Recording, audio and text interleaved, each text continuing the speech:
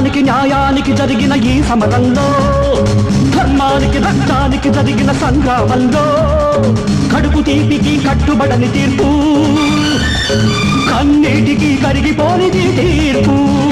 ఇది ఆ దైవమే ఇచ్చిన తీర్పు. తప్ప తప్ప తప్ప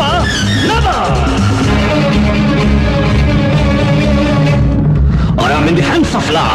Anything happens, it's not my flaw.